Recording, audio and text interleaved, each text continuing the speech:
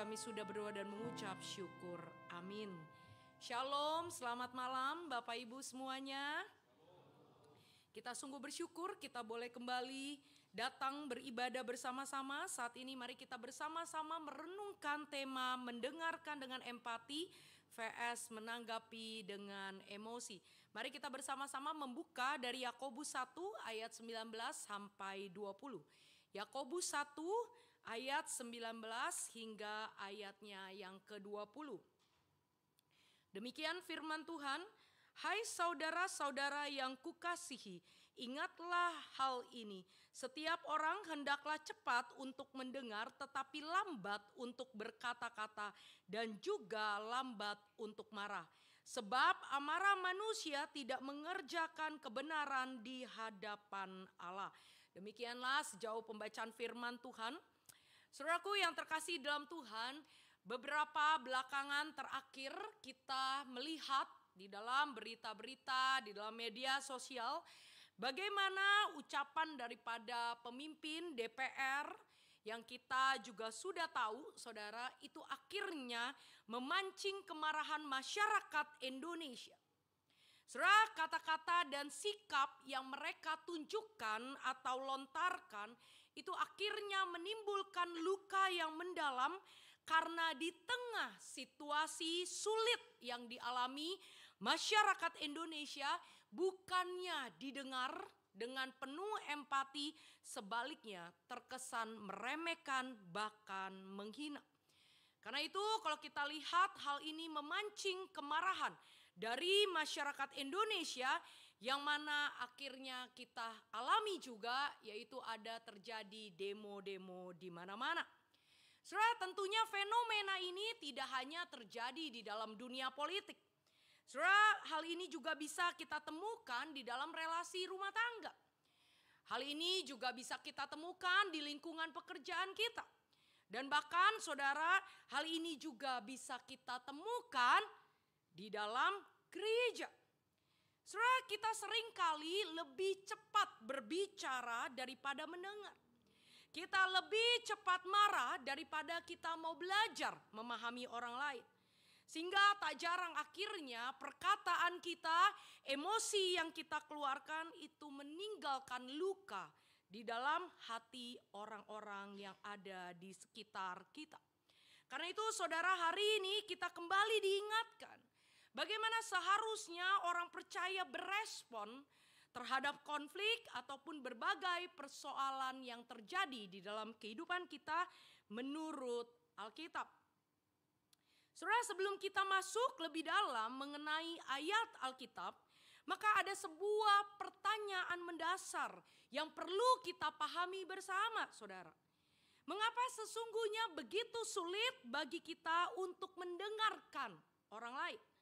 Mengapa secara alami kita lebih cenderung untuk bereaksi secara emosi? Saudara, di dalam hal ini kita perlu memahami kondisi awal manusia ketika manusia itu diciptakan.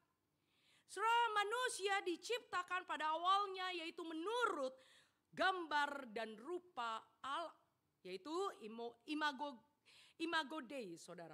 Saudara, Allah yang kita sembah yaitu Allah yang Tritunggal, saudara. Yaitu Allah Bapa, Allah Anak, dan Allah Roh Kudus. Saudaraku yang terkasih, hal ini menunjukkan bahwa ada sebuah persekutuan kasih, komunikasi dan penyerahan diri yang sempurna. Hal ini berarti ketika kita diciptakan menurut gambar dan rupa Allah, maka sesungguhnya kita pun sama seperti Allah. Pada dasarnya kita diciptakan sebagai makhluk relasional, saudara. Yaitu kita dirancang dari awal untuk beresonansi satu sama lain. Yaitu saling mendengarkan, saling memberi, saling menerima, dan sebagainya. Sehingga sesungguhnya kita diciptakan dengan kemampuan untuk berempati. Untuk dapat merasakan apa yang orang lain rasakan agar terjadi yang namanya harmonisasi. Saudara, tetapi kita menyadari bahwa realitas manusia itu jauh daripada harmonisasi. Kenapa saudara? Karena kita tahu di dalam Kejadian 3, manusia pertama jatuh ke dalam dosa. Maka sejak saat itu semua manusia berdosa. Saudara, setiap kita telah menjadi cermin yang retak. Hati yang tadinya kita berorientasi kepada Allah dan sesama, kini melengkung ke dalam diri kita sendiri. Makanya hal ini disebut oleh Martin Luther di dalam bahasa Latinnya incurvatus inse. Dan yang kemudian saudara itu dikembangkan oleh Calvin sebagai total depravity atau kerusakan total. Saudara, dengan demikian kita harus menyadari bahwa kegagalan kita untuk mendengarkan bukanlah hanya sekedar kebiasaan buruk atau kurangnya kita memiliki keterampilan sosial di dalam mendengarkan.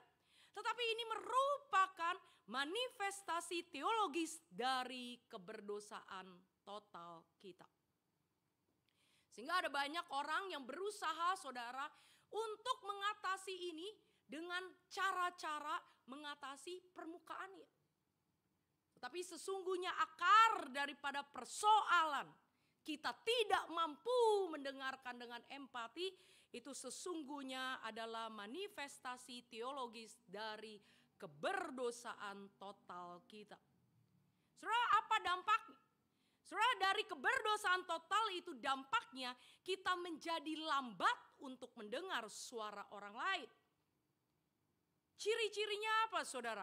Yaitu kita menjadi terlalu sibuk mendengarkan suara ego kita sendiri.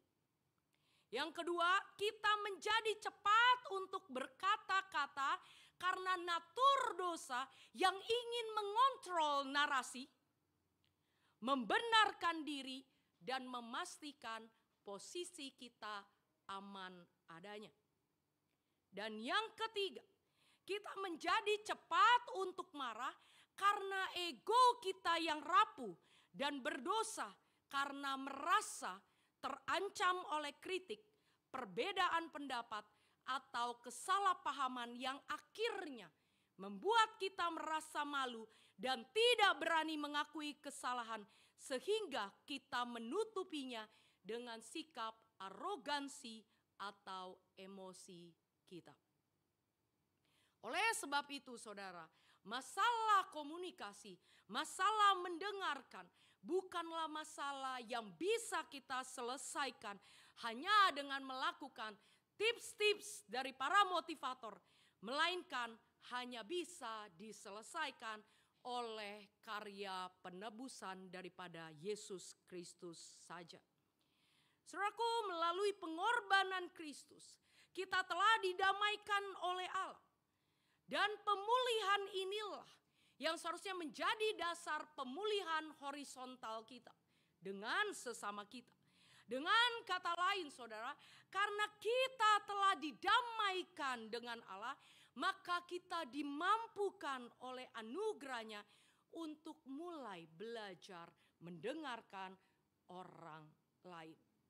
Saudara, karena itu pemulihan sejati tidak dimulai dengan tekad kita untuk menjadi pendengar yang baik, tetapi ini adalah inisiatif anugerah Allah semata yang berkarya mengubahkan hati kita.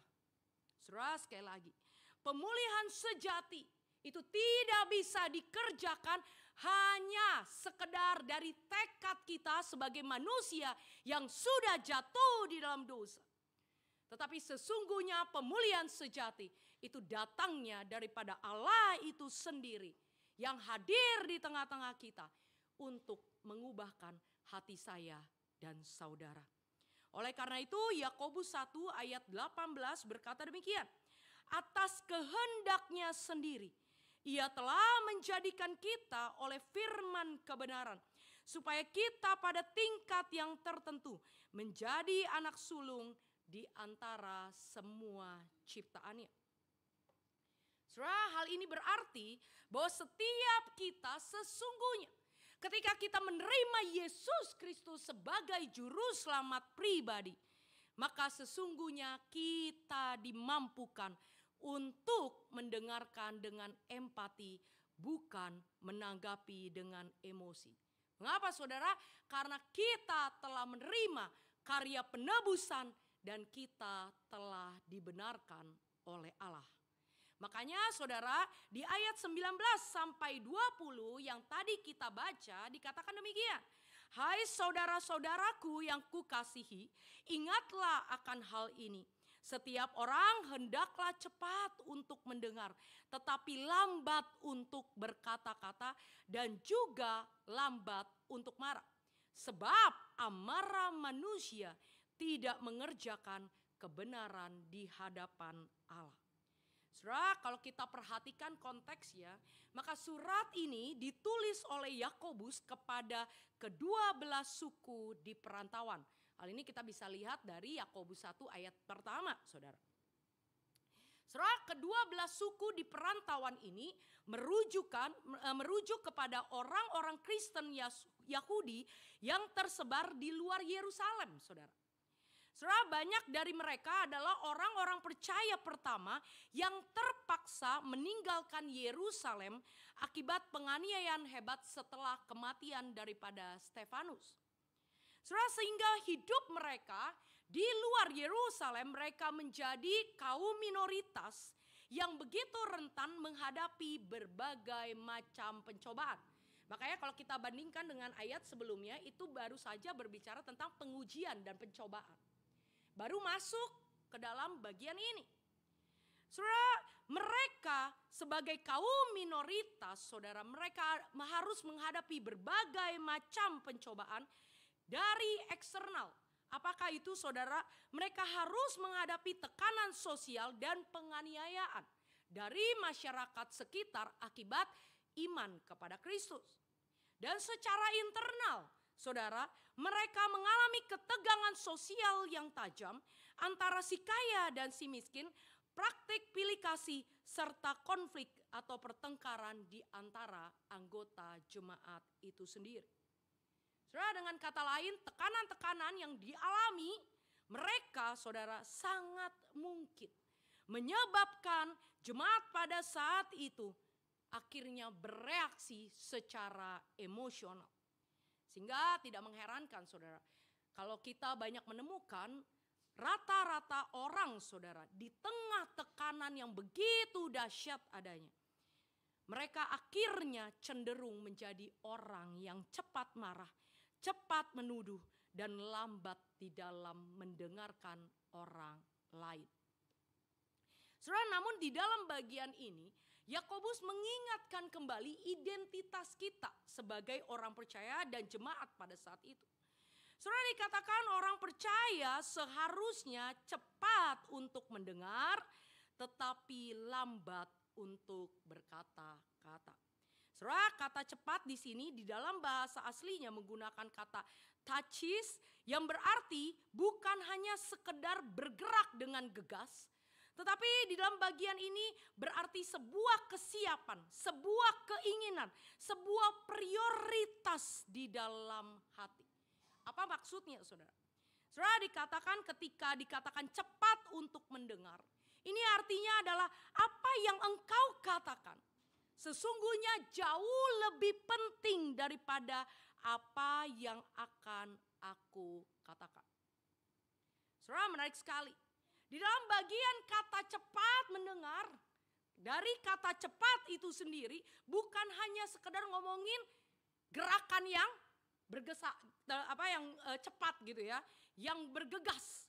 Tetapi di dalam bagian ini berbicara mengenai sebuah keinginan, sebuah prioritas di dalam hati. Bahwa ketika kita berelasi dengan orang lain, maka yang lebih utama adalah kepentingan orang lain, bukan kepentingan diri. Kita tahu saat di awal saya jelaskan bahwa ketika manusia jatuh ke dalam dosa, maka hati kita melengkung kepada diri sendiri, yaitu orientasi pada diri. Tetapi ketika kita sudah ditebus, Rasul Yakobus mengingatkan, kita tidak boleh lagi berpusat pada diri, tetapi kita seharusnya berpusat kepada Kristus yang telah menebus kita, sehingga bagaimana kita dimampukan untuk mengutamakan kepentingan orang lain di atas kepentingan diri kita sendiri. Bahkan saudara, di dalam beberapa penafsiran dengan jelas bagaimana di tengah konflik yang ada, kita diminta untuk mendahulukan kepentingan lawan kita. Mungkin ada di antara kita mulai berkata, wow, berat banget ya jadi orang Kristen. Apa-apa kita harus mendahulukan orang lain. Padahal kita benar, tapi kita harus menerimanya. Saudara, bagaimana mungkin hal ini bisa kita lakukan? Saudara, hal ini hanya bisa dimungkinkan ketika kita mau terlebih dahulu mendengar suara Tuhan. Saudara, menarik sekali kata cepat ini di dalam pengertian yang kedua, ini menunjukkan prioritas di mana suara Tuhan itu harus yang menjadi utama di dalam kehidupan kita. Saudara, ketika kita belajar mendengarkan suara Tuhan, maka kita akan dimampukan untuk mampu mendengar suara orang lain. Kenapa, saudara? Karena ketika kita mendengar suara Tuhan, kita tahu apa yang menjadi kehendak Tuhan, maka kita mau belajar untuk taat melakukan kehendak Tuhan sekalipun itu sulit. Saudara, jadi dalam bagian ini firman Tuhan jelas sekali menunjukkan bahwa kalau kita mengandalkan kekuatan sendiri, maka kita tidak akan mampu mendengarkan orang lain. Apalagi dengan sebuah pernyataan yang jelas, mendengarkan orang lain artinya mengutamakan kepentingan dia. Mendahulukan kepentingan dia. Secara natur manusia itu gak mungkin. Tapi dalam bagian ini diingatkan, ketika kita mau memprioritaskan mendengarkan suara Tuhan, maka kita dimampukan untuk melakukan kehendak Tuhan. Saudara, namun menjadi pertanyaannya adalah, apakah kita sudah mendengar suara Tuhan? Apakah kita peka atas suara daripada Roh Kudus? Apakah kita justru ketika kita bangun pagi, kita lebih sering membuka telinga kita pada berita-berita notifikasi dari handphone kita? Kita lebih peka terhadap suara-suara dunia yang akhirnya kita mengabaikan suara daripada Allah. Saudara, hati yang tidak terbiasa mendengar suara Tuhan akan sulit untuk mendengar jeritan hati sesama. Saudara, saya ulang. Saudara, hati yang tidak terbiasa mendengar suara Tuhan, maka ia akan merasa kesulitan untuk mendengarkan jeritan hati sesamanya. Saudara, karena ini menjadi bagian yang harus kita pegang. Bagaimana relasi dimensi vertikal kita dengan Allah itu seharusnya mendorong perilaku kita di dalam dimensi horizontal kita, di dalam relasi kita dengan sesama. Kalau kita peka akan suara Tuhan, maka kita pun akan peka terhadap jeritan hati sesama kita. Akan tetapi saudara, ketika hati ini tidak terbiasa disetel untuk mendengar suara Tuhan, maka jelas kita akhirnya tidak mampu mendengarkan orang lain. Saudara, mendengarkan dengan empati berarti berusaha memahami sebelum berusaha untuk dipahami. Saudara, sekali lagi, mendengar dengan empati adalah berusaha untuk memahami orang lain sebelum kita minta dipahami. Saudara, karena itu mendengar itu bukan sambil lalu, saudara. Tapi sungguh-sungguh kita mau mendengar, mau memahami, berusaha menempatkan diri kita di sepatu orang lain. Supaya kita mampu merasakan apa yang dialami. Supaya kita ngerti apa yang ia rasakan. Saudara, di dalam hal ini Tuhan Yesus menjadi teladan empati yang sejati. Saudara, ketika ia datang ke dalam dunia ini, dia berinkarnasi menjadi manusia. Saudara, ini menjadi bukti empati yang luar biasa. Kenapa saudara? Saudara, kita tahu manusia berdosa tidak mampu menyelamatkan dirinya sendiri. Tetapi Yesus yang adalah Allah itu sendiri, dia turun ke dalam dunia ini menjadi sama seperti manusia. Dia adalah Allah itu sendiri, pemilik, pencipta daripada segalanya. Dia harus datang menjadi seorang hamba. Saudara, itu menunjukkan betapa Allah itu sendiri, dia mau masuk ke dalam kerapuan eksistensi manusia. Itu menunjukkan betapa Tuhan mengasihi. Tuhan mengetahui betapa kebutuhan dasar yang utama dari manusia. Dia mau menyelami, dia merasakan, bahkan dia memberikan dirinya bagi manusia berdosa. Dan kalau kita melihat di sepanjang kisah di dalam Alkitab, kita melihat bagaimana Allah yang kita punya, Yesus Kristus, mampu merasakan kesedihan yang mendalam. Hingga dicatat ketika Lazarus meninggal, dia pun menangis. Dan kalau kita lihat bagaimana Yesus di dalam pelayanannya, begitu luar biasa belas kasihan yang Allah tunjukkan bagi orang-orang sakit, yang buta, yang lumpuh, yang kusta. Saudara, bahkan ada begitu banyak tindakan Allah yang menunjukkan betapa dia sangat mengasihi saya dan saudara. Bahkan di tengah kegagalan kita, tak pernah sekalipun dia menghakimi saya dan saudara. Sebaliknya, ia merangkul, mengangkat saya dan saudara menjadi anak-anak Tuhan. Saudara, apabila Allah yang kita sembah adalah Allah yang penuh kasih, Allah yang mampu mendengarkan secara empati, saudara. Bukankah ini juga menjadi panggilan kita untuk meneladani karakter Allah? Surah Ibrani 4 ayat 15 berkata demikian. Sebab imam besar yang kita punya bukanlah imam besar yang tidak dapat turut merasakan kelemahan-kelemahan kita. Sebaliknya sama dengan kita. Ia telah dicobai hanya tidak berbuat dosa. Saudara, seorang teolog bernama Tim Keller, dia merangkum dengan indah tujuan daripada mendengarkan secara empati. Dikatakan demikian, saudara.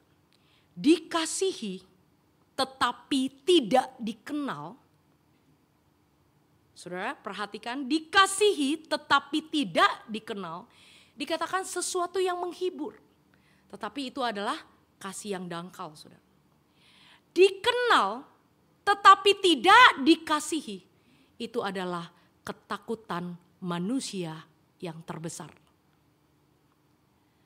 Tetapi untuk dikenal sepenuhnya dan dikasihi seutuhnya, itulah kasih Allah terhadap kita. Saudara, pernyataan Tim Keller ini luar biasa. Saudara, bisakah kita mengasihi atau memberi kepada orang yang tidak kita kenal? Bisa tentunya, bukan? Misalnya kita ketemu dengan orang-orang yang kesulitan di jalanan, lalu kita memberi tindakan kasih. Dia katakan itu sangat menghibur, menguatkan. Tapi kalau kasih itu cuman sampai sebatas itu, maka itu dikatakan batu dangkal. Lalu dia bilang, dikenal. Kita mengenal orang gitu ya, tetapi tidak dikasihi. Jadi kita mengenal orang tetapi kita tidak mengasihi, ataupun sebaliknya kita. Kita dikenal sama orang tetapi orang itu tidak mengasihi kita. Bukankah itu menjadi ketakutan terbesar kita? Karena kita adalah orang-orang yang rentan ditolak, bukan? Tapi menariknya, saya dan saudara itu tidak hanya dikenal, tapi kita dikasihi, bahkan diterima seutuhnya. Bahkan di tengah kebobrokan kita, di tengah kehancuran kita, Allah menerima kita secara utuh. Dan ini menjadi panggilan bagi kita, murid-murid Yesus. Kita mengasihi secara utuh. Kita mau mengenal, kita juga mau mengasihi. Dan menerima kekurangan orang lain. Ini yang sulit, bukan? Saudara, tetapi ini panggilan kita. Bagaimana setiap kita dipanggil untuk mendengarkan secara empati. Sehingga apa, saudara? Kita dipakai Tuhan menciptakan ruangan kecil bagi orang yang belum merasakan kasih Kristus. Saudara, ada banyak orang di dunia ini yang terluka. Ada banyak orang yang merasa diabaikan. Ada banyak orang yang merasa direndahkan. Ada banyak orang yang merasa tidak dipedulikan. Saudara, menjadi panggilan saya dan saudara. Kita menciptakan ruang bagi mereka untuk merasakan pelukan daripada kasih Allah itu sendiri. Sehingga mereka boleh bertemu dengan kasih yang sejati. Kasih yang menerima mereka apa adanya tanpa syarat. Saudara, inilah mendengarkan dengan empati. Saudara, kemudian dikatakan di dalam ayat selanjutnya, lambat untuk berkata-kata juga lambat untuk marah. Saudara, menarik sekali. Rasul Yakobus setelah memprioritaskan mengenai pendengaran, kita dikatakan cepatlah mendengar. Seakan-akan ada sebuah jeda, saudara, untuk kita melambat. Betul? Dikatakan kita harus lambat untuk berkata-kata, lambat untuk marah. Saudara, ini berbicara bagaimana kita memberi ruang bagi Allah Roh Kudus itu bekerja di dalam hati kita yang keras. Bagaimana Roh Kudus berbicara kepada kita. Saudara, seringkali di tengah konflik, di tengah perdebatan yang luar biasa, seringkali kita tidak memberi ruang bagi Allah Roh Kudus untuk menyentuh hati ini. Sehingga tidak mengherankan, emosi duluan saudara yang ada. Tonjok duluan yang ada, saudara. Saudara, di dalam bagian ini kita diingatkan bagaimana di tengah situasi konflik, di tengah situasi pergumulan, persoalan, kita melambat sejenak. Untuk apa? Mendengarkan suara Tuhan. Untuk apa, saudara? Memberi ruang Roh Kudus bekerja di dalam hati kita yang keras. Sehingga kita mampu berespon dengan tepat ketika kita sedang bermasalah. Saudaraku yang terkasih dalam Tuhan, karena itu setiap kita dipanggil untuk menghidupi kebenaran firman Tuhan. Bagaimana hidup kita bukan lagi dikendalikan oleh keinginan daging, tetapi bagaimana Roh Kuduslah yang memimpin kehidupan kita.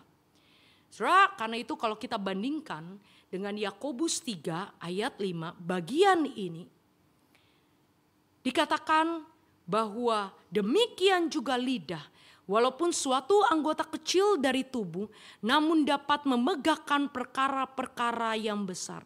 Lihatlah betapapun kecilnya api, ia dapat membakar hutan yang besar. Jadi di dalam bagian ini ketika dikatakan lambat untuk berkata-kata, kenapa? Karena kalau kita bandingkan di Yakobus 3 ayat 5, karena kata-kata yang kita keluarkan, saudara, itu punya dua sisi. Layaknya mata uang, saudara. Satu sisi memberikan kekuatan, satu sisi memberikan pengaruh yang negatif. Apabila kata-kata kita keluar karena dipimpin oleh Roh Kudus, maka tentunya kata-kata itu menguatkan dan membangun. Tapi jikalau kita menuruti keinginan daging kita, maka kata-kata yang akan keluar ketika kita berkonflik dengan orang lain, ketika kita sedang menghadapi persoalan, maka kata-kata yang keluar adalah kata-kata yang kasar, kata-kata yang menghujat, kata-kata yang merendahkan. Sehingga itu akan menghancurkan orang lain. Saudara, karena itu di dalam bagian ini perkataan menjadi salah satu bentuk yang harus kita waspadai. Bahkan saudara, di dalam sebuah penafsiran saudara dikatakan secara gamblang bahwa perkataan menjadi salah satu bentuk kualitas iman daripada kehidupan orang percaya. Saudara, luar biasa. Perkataan dikatakan saudara ini menjadi bentuk, salah satu bentuk kualitas iman dari kehidupan orang percaya. Mengapa saudara? Karena perkataan yang tidak bijak akan menimbulkan amarah. Dan kalau kita baca di ayat 20, amarah tidak pernah mengerjakan kebenaran Allah. Saudara, kemarahan manusia tidak mampu menghasilkan kebenaran yang dikehendaki Allah. Hal ini dikarenakan apa, saudara? Karena kemarahan berakar pada keegoisan. Harga diri yang terluka, keinginan yang tidak terpenuhi, kebanggaan, ataupun perspektif yang terbatas atau berpusat pada diri. Tujuannya adalah untuk pembenaran diri atau pembalasan. Karena itu di dalam bagian ini kita diingatkan bahwa orang-orang yang telah ditebus oleh Tuhan, kebenaran yang Allah sudah kerjakan di dalam hati kita, itu seharusnya menuntun setiap kita hidup di dalam kebenaran. Dan kebenaran itu tertuju secara khusus di dalam bagian ini, terwujud di dalam sikap, tingkah laku, perkataan yang mendatangkan shalom atau damai. Bukan sebaliknya, mendatangkan amarah di tengah orang-orang di sekitar kita. Kebenaran Allah selalu bertujuan untuk memulihkan segala sesuatu dan selalu mendatangkan kedamaian dan kemuliaan Allah. Namun saudara, jikalau respon kita tidak mau tunduk kepada kebenaran itu sendiri, maka jangan harap kita mampu memuliakan nama Tuhan. Mengapa saudara? Karena kemarahan dan kebenaran Allah itu tidak pernah bisa berjalan bersama-sama. Saudara, respon yang lambat dan terkendali akan mencegah sebuah konflik yang besar. Sebaliknya, apabila kita reaktif dan emosi, maka seringkali membawa persoalan yang kecil justru menjadi besar dan akan menghancurkan relasi kita. Karena itu saudara, Yakobus mengingatkan kita, janganlah kita hanya sekedar menjadi pendengar firman, tetapi biarlah setiap kita menjadi pelaku-pelaku firman Tuhan yang terus semakin hari diubahkan semakin serupa dengan Kristus.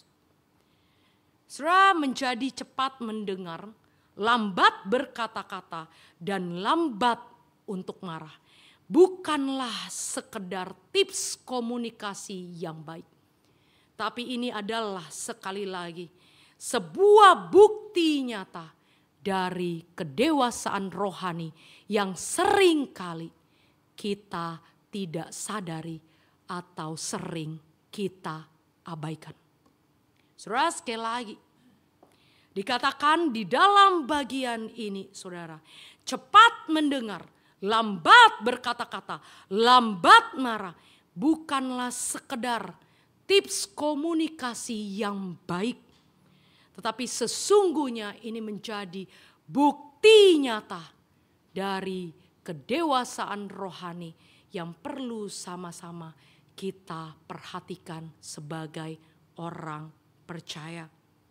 Dan dalam hal ini Tuhan Yesus telah memberikan keteladanannya bagaimana ketika dia melihat orang banyak membutuhkan pertolongan, maka dengan siaga Tuhan Yesus mengulurkan tangannya. Dia memberikan telinganya untuk menolong mereka. Tetapi ketika dia dituduh di hadapan Pilatus, maka ia menjadi lambat berkata-kata. Bahkan ia lambat marah ketika ia disalibkan.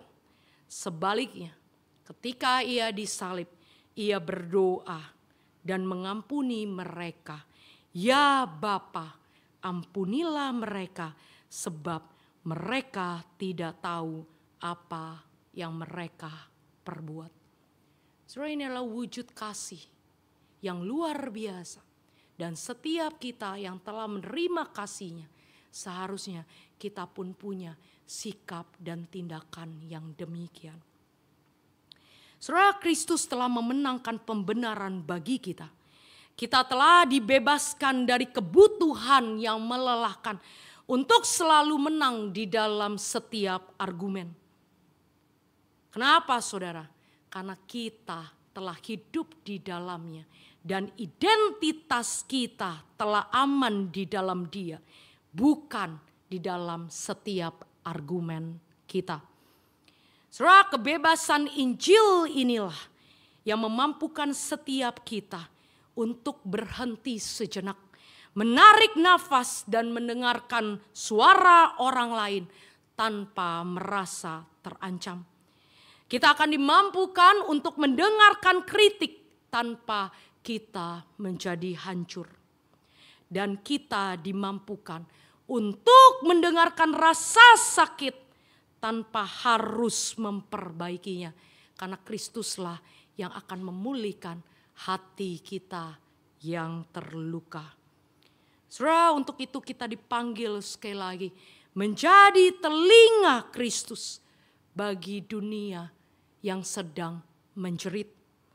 Kita dipanggil menjadi telinga Kristus untuk menyatakan kasih bagi orang-orang yang tersisih.